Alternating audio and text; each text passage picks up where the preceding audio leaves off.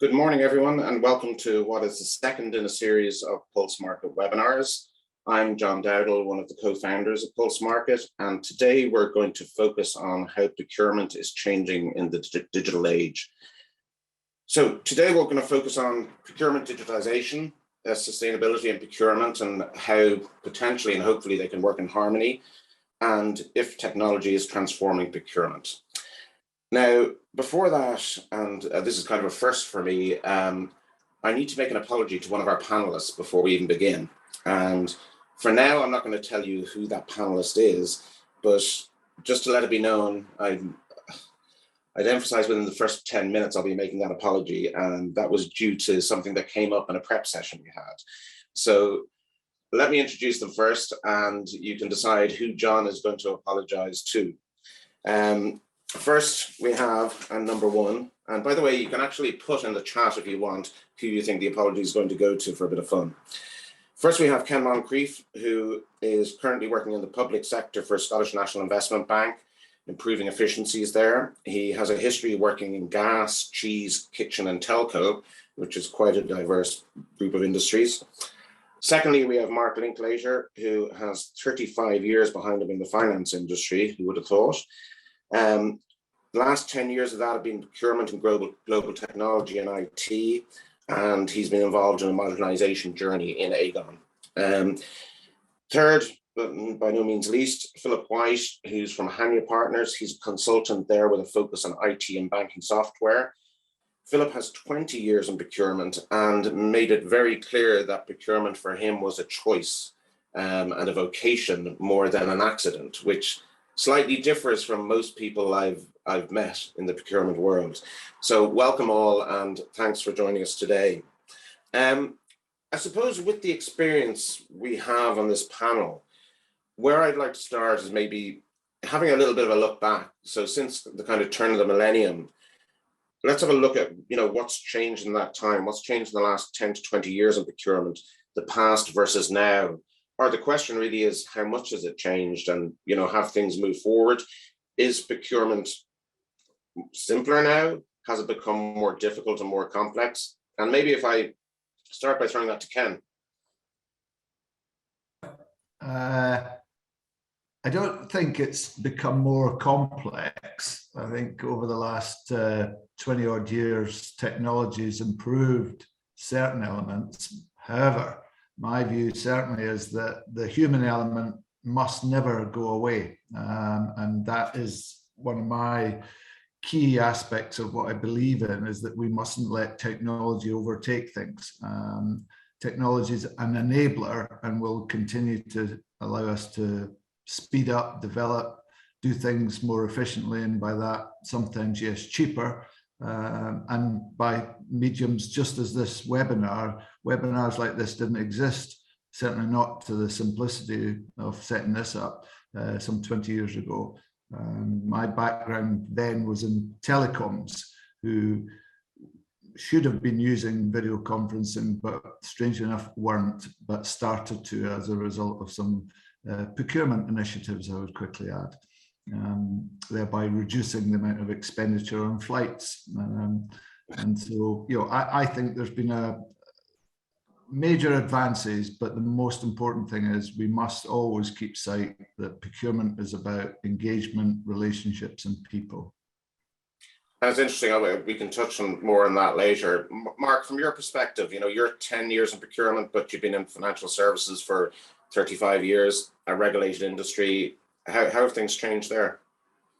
Yeah, I mean, I was surprised when I joined procurement at how basic some things were. So there were still a number of our businesses that used paper POs, for example. Until relatively recently, we had no means of looking at the spend across our entire organization. Those have been relatively recent projects. Not newly available technology to procurement by any stretch, but they'd never got on the to-do list of the broader organization and been prioritized as things to do. And so, now I can look at our global spend, for example. That's really good. However, requires a lot more work for that, the quality of that, to get to a stage where it becomes actionable. So that's the next step for us. So I think what I see is an availability of good digital technology to support us in procurement, but a lot more work for us to do to embed that in our systems, have good processes around it, and make good use of the insights that we can get from some of the data out of it. Okay.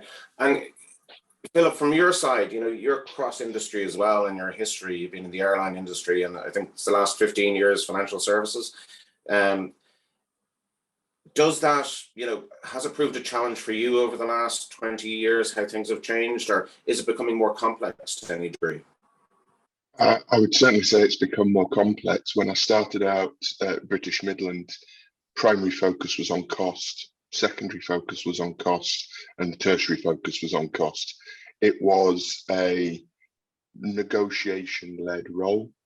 I would say the average procurement manager or buyer now is one part buyer, second part risk manager, project manager, salesperson, and agony aunt as well. Quite often you find yourself in between a relationship with the business and a relationship with the supplier, and you're the one that has to bridge the gap.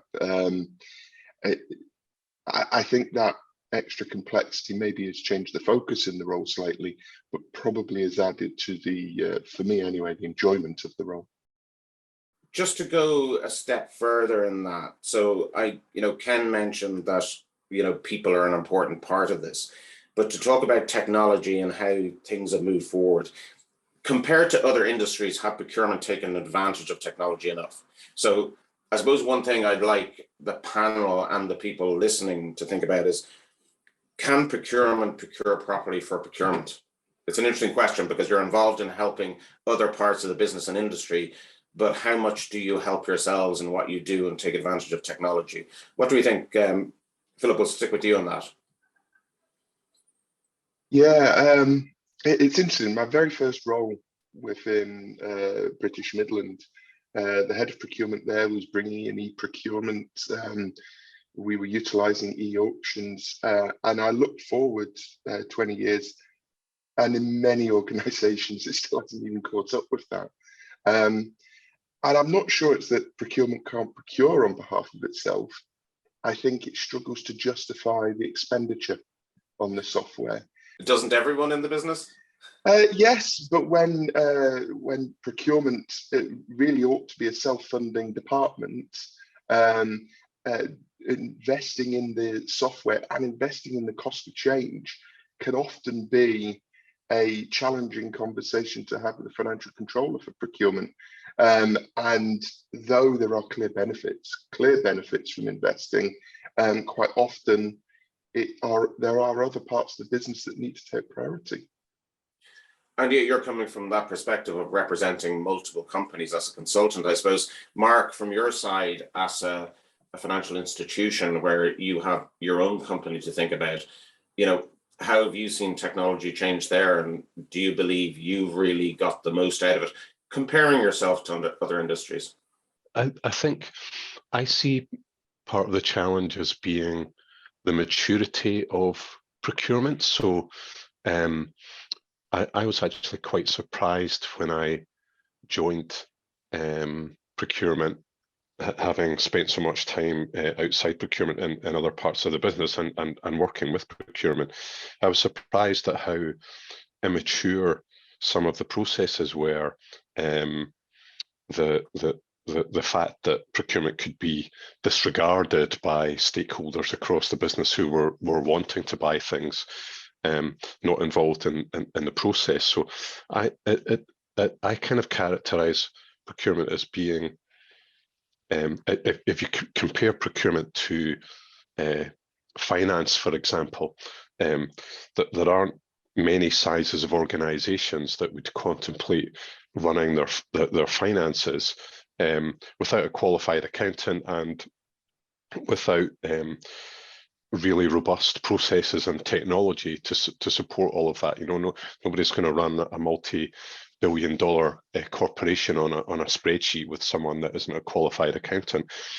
And I think procurement at some point in the future, procurement will be regarded like that. So you wouldn't even contemplate running a procurement function or buying things without fully qualified, experienced, funded, supported with excellent technological capabilities and processes. So I think we've got some way to move towards that. I see some of the inhibitors, some of the reasons that we're not making such use of the technology, just as we're having to invest in taking ourselves forward and taking ourselves up the maturity curve. So, there's a small number, I guess, of enterprise class procurement suites that you can buy, and everybody knows them. You've got SAP, Ariba, Coupa, etc. And some are more difficult to implement than others. Some are more difficult to integrate than others. Some, it's almost like a platform, and you need to do a lot of customization and build your bespoke procurement function on top of it. And you may think, well, why don't we just move from one to from one to a newer one that's easier to use? But we went through that discussion as we started our recent transformation journey in procurement, and we just decided, if to move from one procurement technology platform to another, it's a significant investment. It's a significant disruption to the business and to procurement. And once you've done it, it probably takes you 18 months. Once you've done it, you're starting from scratch again. So we couldn't really justify that. I think we may do it sometime in the future, but in the meantime, we're kind of caught in that catch-22. So it's difficult. And I do love the fact that you paused when you said we went through that, and I felt you were going to say pain, but a discussion. Corrected yourself very quickly there, Mark. I suppose slightly differently, Ken. I mean, now with Scottish National Investment Bank, you've got a view where you're looking at the industry and where you guys put your investment. And for people who aren't aware, and any Irish people on this, Scottish National Investment Bank is very like the Irish ISIF, the Strategic Investment Fund, where you're looking to invest in companies and bring them forward and for the good of Scotland and things like that. But you kind of have a broader view outside of just a single organisation to multiple organisations. How would you see, and I know it's early stages for the Scottish National Investment Bank, but how would you see how procurement in the industry has taken advantage of things? And have they treated themselves well enough to date? And maybe do they need to change things? That's a good question. I would say they are awakening to the power of procurement. Most of the employees within the bank have come from the private sector. Most of them certainly have not had the experience of having to go and be involved in a public procurement oriented business, which the Scottish National Investment Bank is. And I'm tempted to add the word unfortunately. We're probably best described as a hybrid between the public sector and the private sector. And certainly the majority of people see the public sector side of procurement as being a hindrance to the vast majority of things they do. And I've got lots of small examples to maybe the audience, but they may relate to it, that we are regularly need lawyers to do things, and we haven't got, I'm glad to say, a substantial in-house group of lawyers, so we have to procure those services for each and every investment project on its own. So that involves quite a lot of administration bureaucracy that we have to go through, unfortunately, because of the public procurement regulations. And that's a challenge, both in timescales, patience, and understanding of the internal customers who just don't get it, don't see it. They haven't had the experience of public complaints to the extent that we are open to. And it's a very small team in procurement, 2 of us, and it's up to us to defend the bureaucracy whilst trying to streamline it at the same time, as well as obviously improve matters, because we're only just over a year old and finding our feet. It's interesting because you use the word defend there, and I find that very interesting, because the next thing I was going to ask was about where procurement sit or should sit, and well, maybe where they've sat in the past and where they should sit in the future is what I'm kind of thinking myself. And it's about control or value. So, you know, I probably should tell the audience, I worked in financial services and I worked for companies akin to Mark's, where they were buyers, but I wasn't involved in that process when I was younger. I've spent more time in the fintech, regtech world where I've been the supplier. So I've seen it from the outside view, and I potentially always seen the control and maybe not understood the value. And where do we see it, guys? I know I'm asking procurement people, so you'll have a natural bias, but Philip, what should the world understand about you guys that tells them whether you're controlling the process, you're nearly like a regulator, or you're providing value to them? Procurement is both a control function and a value-adding function. The extent to which it's one or the other is often dictated by the way in which it is incentivized, which in financial services is more often towards risk management and therefore becoming a control function. If you ask the average procurement person, though, they find more value in delivering value for their organization and in many ways for suppliers. The ideal for a procurement person is that they don't have to get re-involved in fixing a problem later on. The difficulty is that the world has become much more focused on how corporations go wrong. You don't really hear, well, maybe with the exception of recently with the cost of living crisis, you don't really hear many organizations in the press for charging too much, but you do see them in the press for losing data, for not being operational and not being able to access your funds, or because they've used child labor. And all of those things are supply chain issues that the procurement manager often becomes the gatekeeper for assessing. And though that isn't necessarily where they want to spend their time, quite frankly, I think there's no other way to look at it. There is a significant amount of value to the organization in looking at those things. It's a reputational risk issue, and yeah. I think everybody understands that. Mark, what would you think on that? Yeah, I agree with Philip, and also the comment that you made earlier, Philip, about your time at BMI and the focus on cost.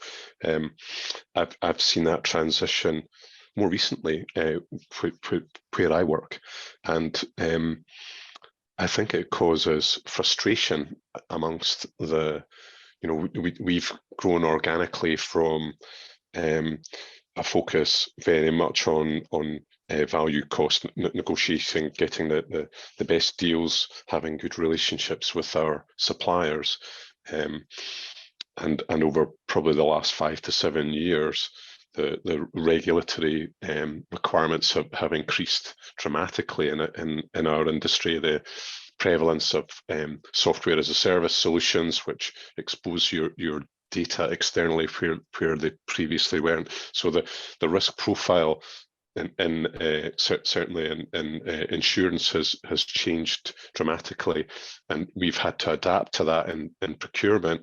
I think it causes extreme frustration. The organization I work in is federated, and so we have different business units, and it's interesting to compare and contrast how they approach things differently. But our US business has 2 distinct lines. One is around third-party risk management, and one is around procurement. And this may, give a different answer to your question.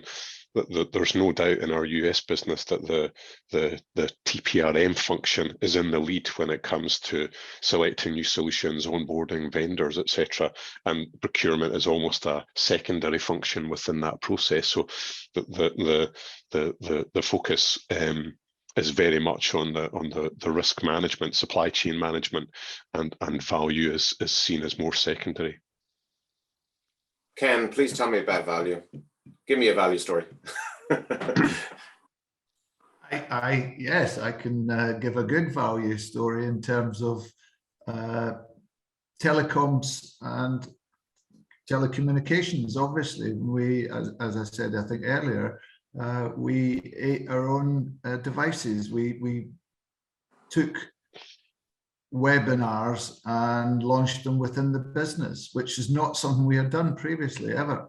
And we did that aggressively when I pointed out we were spending well into six figures with a number of airlines on moving people from London to Glasgow. And once we had, and that was, by the way, a technology improvement, because I managed to get the data and track it right down to the individual flights with the thanks of our travel providers. And noticed that there was a very, very regular flow of people from Glasgow to London and back again. And we replaced that largely with conference calls. And that was 20 years ago. So that improved instantly almost both the productivity of the mostly senior people that were traveling, as well as delivering a substantial savings to the bottom line. And I redeployed that example in a large council quite recently, where people were adamant that they needed to spend their time. They weren't moving up and down to London, but they were moving around Fife in cars to the tune of 5 million miles a year. And I am not exaggerating. 5 million miles, would you believe, was and again, it had never been analysed before, the amount of expenditure on people using their own cars to travel to work journeys around the Kingdom of Fife. And I was challenging the need to have those millions of miles. And I started from the emissions point of view, rather than the cost point of view. I felt that the emissions that 5 million miles resulted in was both a huge amount, but also an area that I could tackle with the unions and with everybody. Had to agree that that needed to come down. I was just at the point of launching it when along came COVID, and instantly, within days, we reduced the travel. And lo and behold, thanks to an excellent IT team, we were still able to operate. The council still operated. Things still went on. But you were there before COVID. It didn't happen virtually, and my savings were significantly more than they said was impossible to achieve. But I can imagine, Ken, that some people did miss out on their lunches in London. So let's not say all joyous. I missed out on the air miles, etc. I wasn't the most popular procurement person, except in finance and at the very top as well, and with certain people's wives. And Ken, that's a perfect transition, because it's time for the apology. And this is related to how procurement is viewed. And I can see our panelists are looking, going, is it me? Is it me? Is it me? I feel like, what's the one who did Blind Date? I can't remember her name. But picking 1, 2, or 3. In part of a prep session, we were having a discussion. It was about the view, which I kind of instigated, about the view people have of procurement. And I made the comment that procurement can be viewed as painful externally, but also potentially internally with business, because you want to run things as you want to run things, and business has different opinions. And we'll get into the rights and wrongs of that in a second. But it's kind of 2 comments I think I made. I said, you're potentially seen like dentists. Nobody really wants to go to you, but they have to go to you. But also nobody wakes up in the morning and goes, yay, guess what I'm doing today? I'm going to procurement. And then I realized, I'm sorry, there's one apology, there might be a second and maybe even a third here, but Philip's vocation is procurement. And I kind of thought, Philip, I went to bed last night, I was watching the end of a program, and I thought, oh my God, I think I insulted the guy yesterday, because I said nobody likes you. And he didn't make a comment, he didn't say anything, but you have my apology. It was by no means intentional, that your vocation, which, as you said, it was by design. You went into this, you spent 20 years in it, and I have to hold my hands up, sir. No, there's absolutely no need to apologise, because what we never did was follow up and ask why. And I did a placement year in procurement, and I thoroughly loved the idea that I didn't have to be liked by people every day, and I didn't have to be nice to people every day. Actually, some days I could be grumpy to people, and it was part of my job. That was why I decided I wanted to go into procurement. Quite frankly, the not being liked bit was absolutely fine with me. Water off a duck's back then. Ken, I just wanted to check, are you a lifer in procurement as well? Yes, I did botany at university and then joined British Gas as a supplies trainee, effectively a combination of supply chain management, inventory and procurement. Yeah. Okay, so apology number 2 to Ken as well then. Mark, would you like an apology just to round things off? Why not? Why not? It doesn't happen often, so yeah. But listen, let's take this, and I've made the apology, but let's go there again for a bit of fun. In truth, and I'm going to sit in the external seat here. I'm an external supplier, and we discussed this yesterday. You know, what is it that takes so long? Part of the joke is, you know, I told procurement a joke, they got it 4 to 6 weeks later. You know, why does it take so long to go through the process? And maybe where I'm leading to with this is, what can we do with standardization? Because I know, and you guys have mentioned it, that you have external parties, and this is about, you know, how procurement is viewed by external parties. Are you the person who takes the 400 questions that you've sent out in an RFP or DDQ and brought it to legal and brought it to risk? And are you fighting the battle for the supplier, or are you the representative of legal and risk? And are you defending your company to make sure the supplier has everything you need? Which seat and which hat are you wearing, I suppose? Maybe, I don't know, Ken, go with that. Inevitably, I'm going to say we have to wear both hats. We have to look internally and understand our businesses, and we also have to be able to look externally. What I would perhaps is more difficult is the importance of understanding the marketplace, understanding your suppliers or your potential suppliers, which is a very important role of procurement, is that understanding of the marketplace and what's going on, and how best to ensure. And the bank is a good example at the moment. We're not spending, I'm glad to say, a significant amount of money externally, but our PR element is potentially quite strong. We are owned by Scottish Government. We will have in time £2 billion of invested money. To achieve that, we need a lot of external help. But the short-term expenditure is mostly tens, 20, 30,000 pounds on various patches, bits of work that we need doing to help us work with the invested or the potential investment companies we're going to work with. So it's very difficult at times to persuade suppliers to give us their best shot, to give us their best prices, but just as importantly, to give us their best people. When there's a lot of work, taking the legal function as an example, many legal companies at the moment, because of markets, all sorts of things going on, are not short of work. And so we have to persuade them. Procurement has to do a persuasion.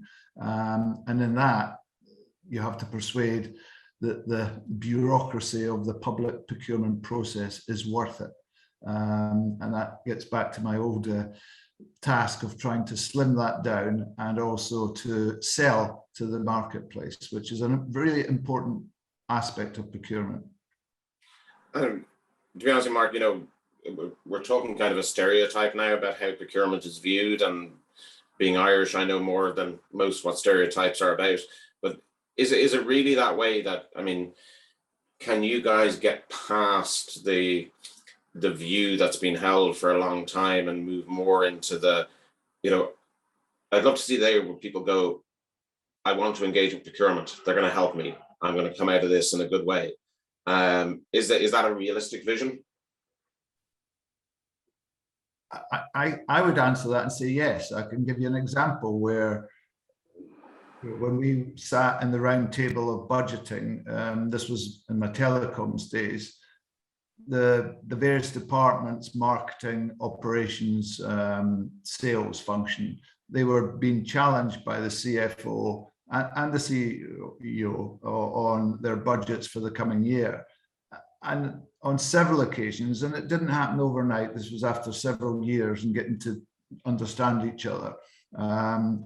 Several times people would turn to me, procurement, and say, can you help me here? Can you come up with a solution where we can deliver this from that budget? And I had to then quickly be able to decide if I knew enough about the market and knew enough about them to be able to say, I think we can achieve this on that limited expenditure. And then the CFO would ask, how can we make a reduction here? Ken, if you don't come up with a savings, I'm going to have to lose people.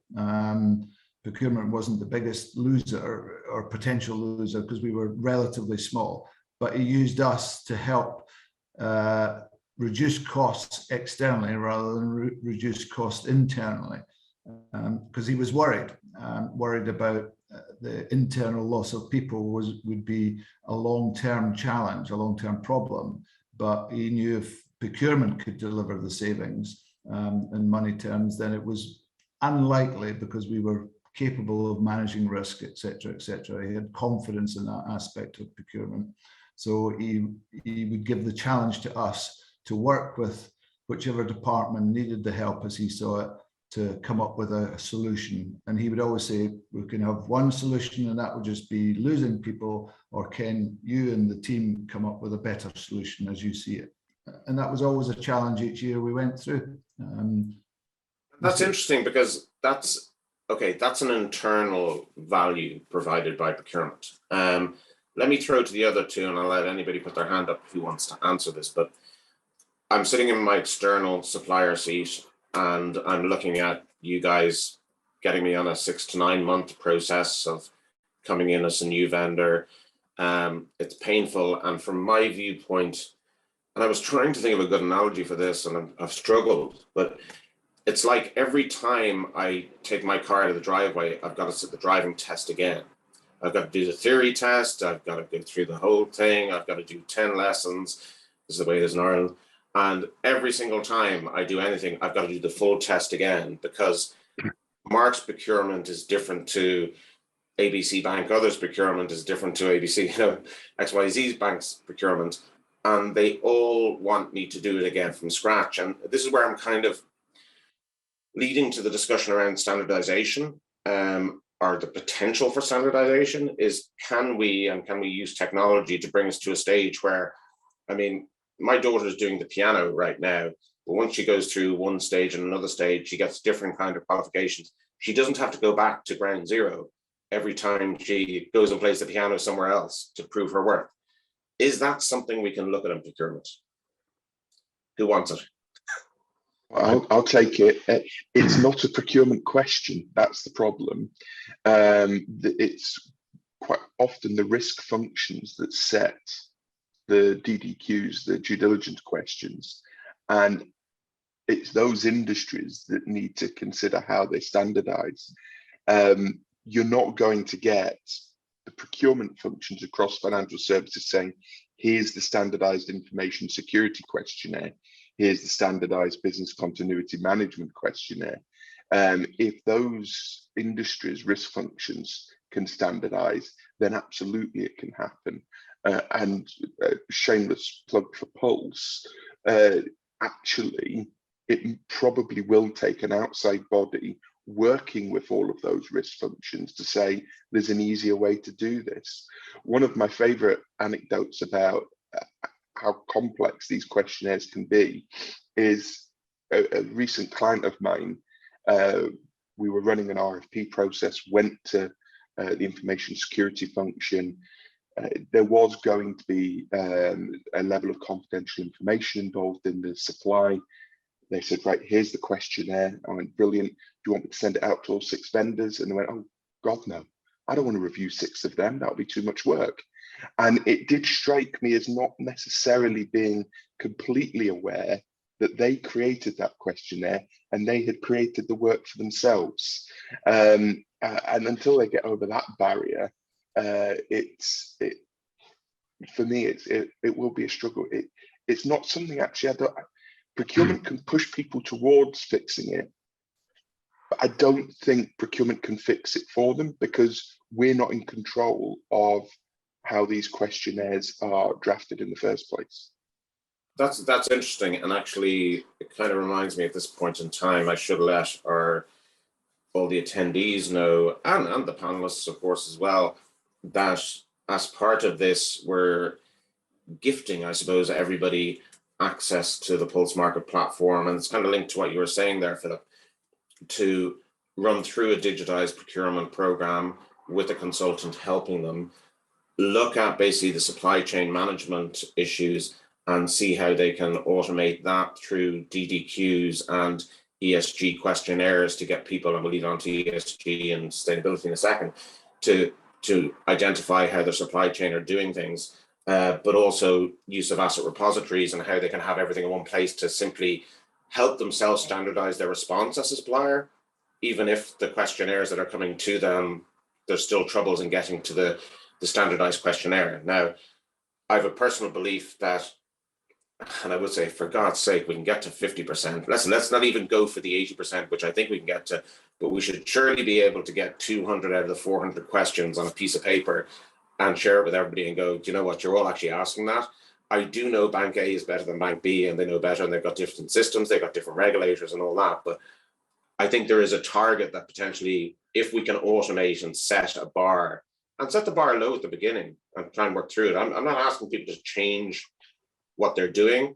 I think I'm trying to ask them to make it simpler on the supplier, because suppliers spend a lot of time and effort in doing this. So, by the way, if anybody does want to avail of the gift, you can email us at info@pulsemarket.com, but we'll send out something to everybody after this, so you can express your interest. Just say, I'm interested in looking at a gift that John was offering. To go further, we've got a couple of comments coming through. I'll throw them out now. How might technology help improve the interactions and workflows with suppliers and vendors? Mark?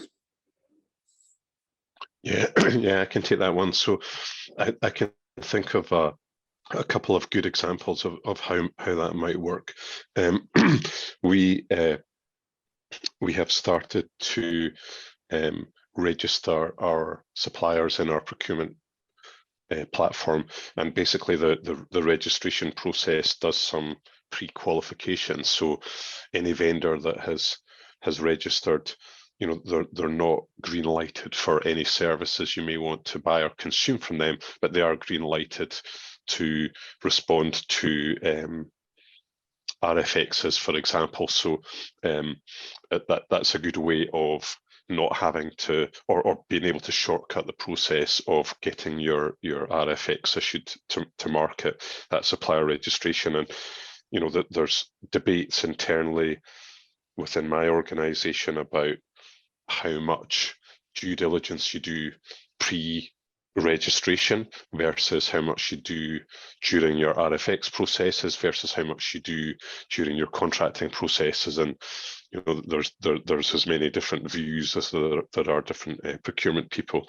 One other area I've seen, and I think this is a definite technological solution, but it doesn't seem to be mature enough yet.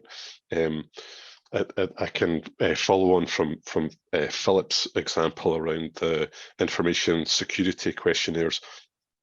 We have a short form and a long form information security questionnaire, and the long form one is triggered based on answers to certain of the the vendor answers the short form one, and if there's any questions that or responses that we don't like the look of, they get the longer one. The short form one has 108 questions, right? So that gives another example of what we're dealing with.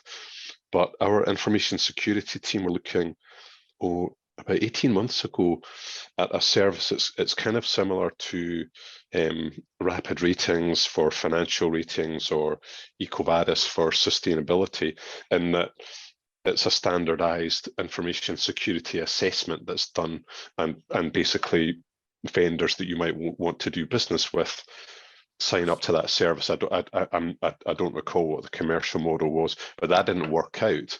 But I can't help feeling that there must be some way of having a standardized assessment that we can just pull off the shelf, and you get a score that says, and you set your own threshold of what's acceptable in terms of the score, and that could really shortcut that whole process, because it's very labor intensive and time consuming.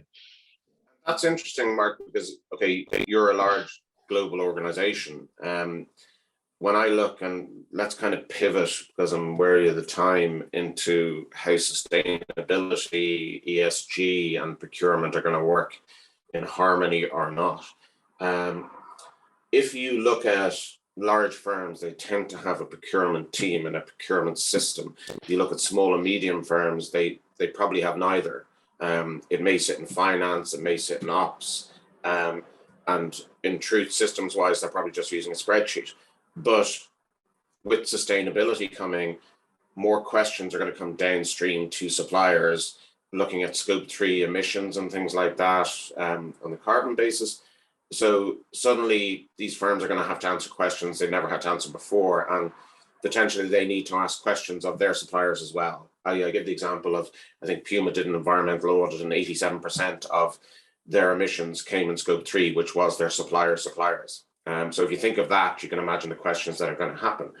So now we've got firms that may need to come into a focus in a potentially a procurement tool, procurement expertise, engagement with supply chain, certainly, and supply chain management will be core to this. And it's something we at Pulse Market look at, is very much how can we simplify and give people a tool, and that's a tool stroke an app.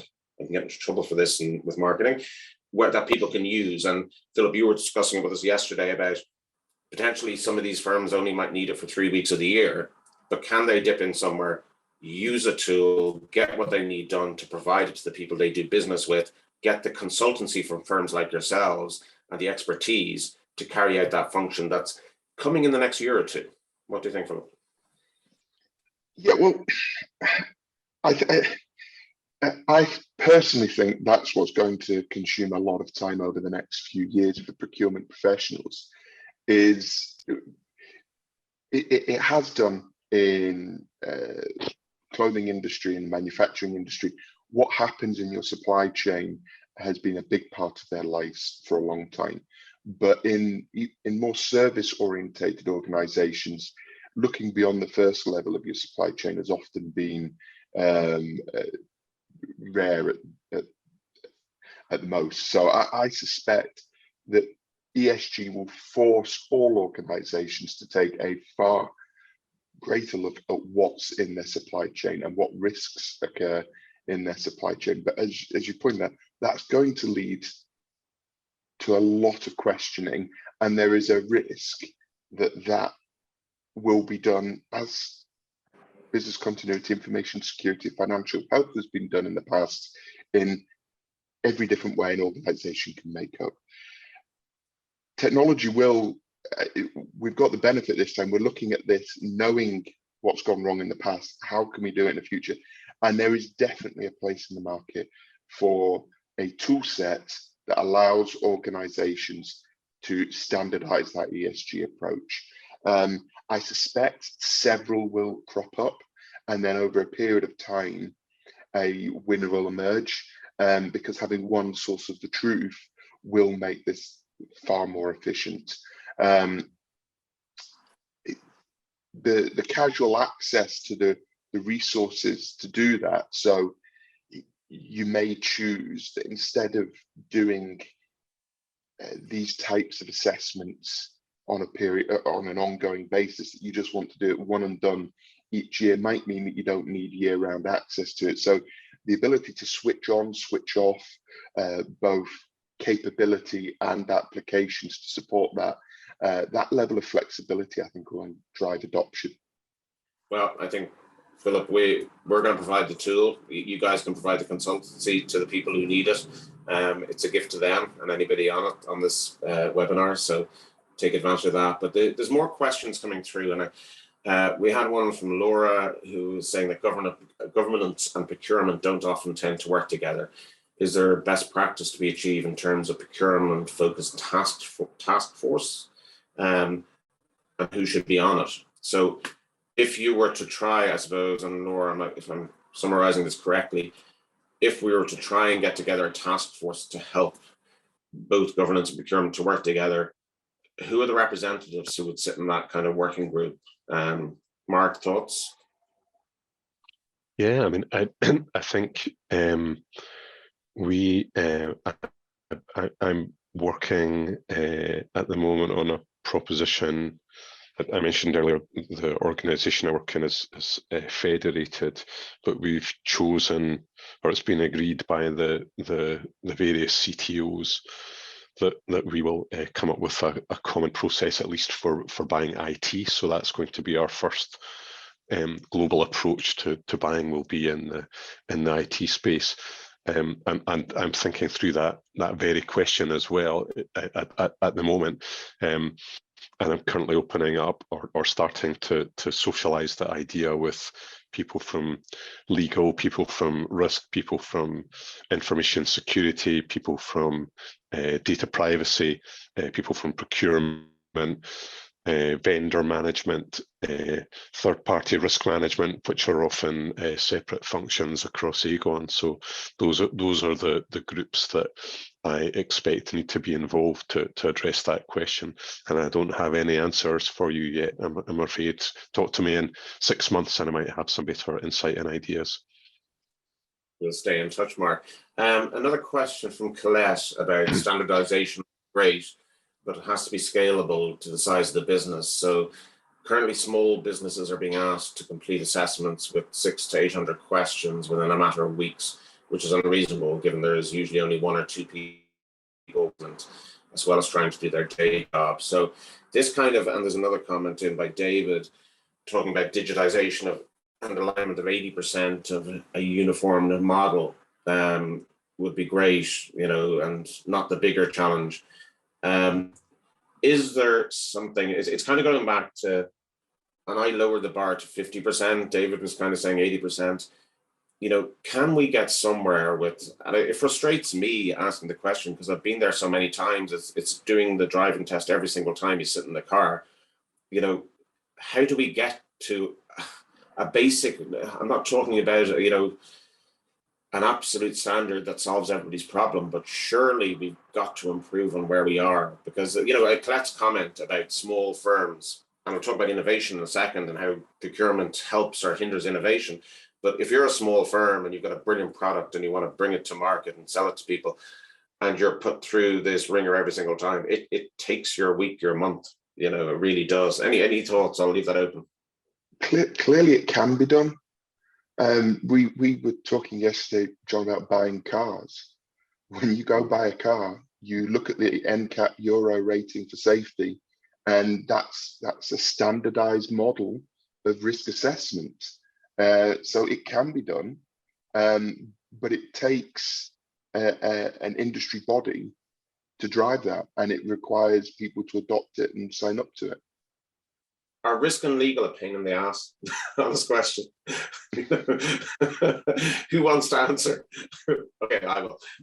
No, but yeah, it's kind of frustrating. It seems like we're in the position where it needs, you've got chief procurement officers, you have C-level procurement people, but do they have enough power to influence change within this? And therein lies the debate. I don't think we're answering it today. Maybe we're pulling out some more of the challenges, but maybe it makes us think about, if you were to do it, that question about who should be in a working group, who should be at the table to have the discussion, is probably a very valid one. If we get the right people there, that's maybe the starting point. And if the technology exists, well, the technology I don't think is the issue.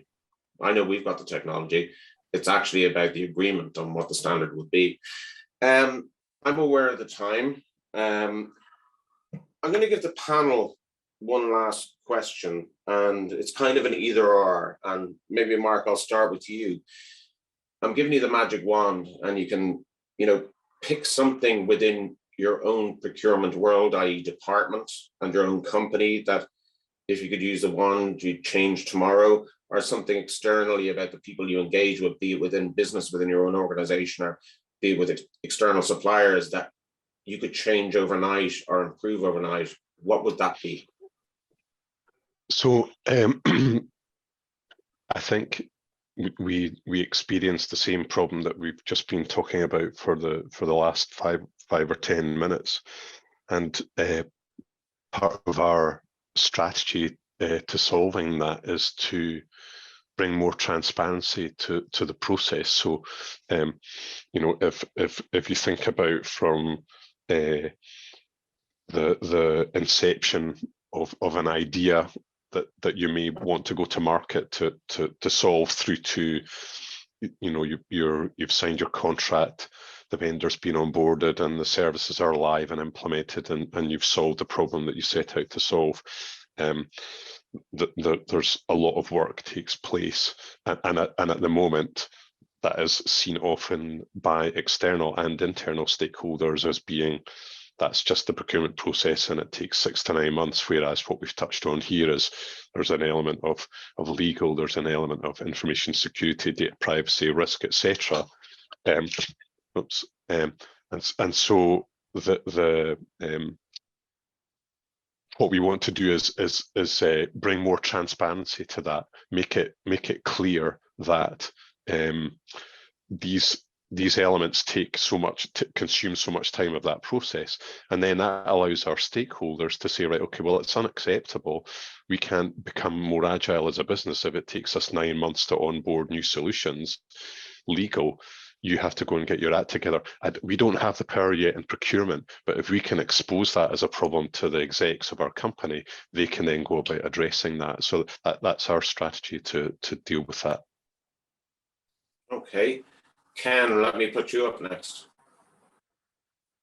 I'd like to see in the public sector further growth of the organisation called Scotland Excel. So I'm just sorry, I'm just getting a message saying unmuted, that's it better. Sorry. Yes, I would like to see further growth of Scotland Excel. And for those that may not know that, the Scotland Excel exists to help the 32 councils plus many other charities, etc., across Scotland undertake procurement. So Scotland Excel delivers procurement solutions and processes on behalf of, now it's well over 100 organisations across Scotland. And I think there's areas where, for example, the SPD, the single procurement document, but also some of the diligence and risk factors we've talked about today, some of these, Scotland Excel can play a better role of being able to organise, let's say, common standards across the public sector in Scotland, so that people who come through the gateway and pass, in other words, that's the accreditation done. It needs kept up, it needs regular rechecks, etc. But this continuous, every time you have a tender, every time you have to go through A all the way to Z on the bureaucratic elements is crazy, totally needless. And you know, although I'm sounding like I'm anti the public sector ways, this is an area they are improving. They're on the journey, they are getting better. And the fact that Scotland Excel exists is a step in the right direction to improve procurement generally within the public sector, certainly within Scotland. And that may be where Pulse can have a look at engaging with somebody like Scotland Excel to say, can we help here? Can we help deliver a solution that the councils, the charities across Scotland could benefit mutually, and we share in the building of something that works to everybody's benefit. I think that's very interesting, and I think Mark certainly, and I know Philip mentioned it before as well, have maybe a slightly different challenge, is that they maybe have cross-border regulators that have different opinions and views of what they want. And, I'm going to throw it out there because we didn't get a chance to mention it, make it harder to standardize. I do know in my previous life in the reg tech world, you had European regulations, and then you had Germans having their own additional regulations on top of the European regulations. And that happens in Austria and other places as well. So anytime you dip into it, it's never as simple as one thinks. But Philip, you're Harry Potter for the moment, or Merlin, and you got your wand. What are you going to go for? Mine isn't too dissimilar to the other gentleman, but I'll slightly change mine by making mine a means to an end, and that is that businesses should be allowed to unpack their pricing, so that the cost of completing all of those questionnaires, the legal costs for negotiating the contracts, are separated out in the bill. And when they come in on the invoice, the functions that receive the service are allowed to recharge those bills to the relevant risk functions, to the relevant legal functions, and that they have to pick up the cost of the administration that they've created. And sure enough, they will then be incentivized to make it more efficient, because they ultimately don't see the cost to the business. Their costs are their people, and that's it. Whereas actually, through their practices and through their requirements, they create a substantially increased cost burden in the supply base that has to be passed through. Suppliers aren't charities; they have to pass that through in their pricing, but it disappears. And you've hit the perfect note, I think, to finish on, because I don't think it's on. And I could be wrong, but I don't think it's on C-level's agenda. It's not a board agenda item, that challenge, but it doesn't seem to sit anywhere right now to make that happen. And maybe that's one of the things we need to look at for everybody, for you guys, for the suppliers, for business within the organizations you represent. And that, unfortunately, we've got more questions coming through, but I don't think we've got the time. I think all that remains for me is to thank you guys, Ken, Philip, Mark, for participating. I think we have a lot more to discuss. We'll probably have another one of these. We certainly barely touched on sustainability and procurement and the challenges there. So I think I'll thank you all. We'll look forward to the next one, and maybe we'll continue this fairly soon. Thank you, gentlemen.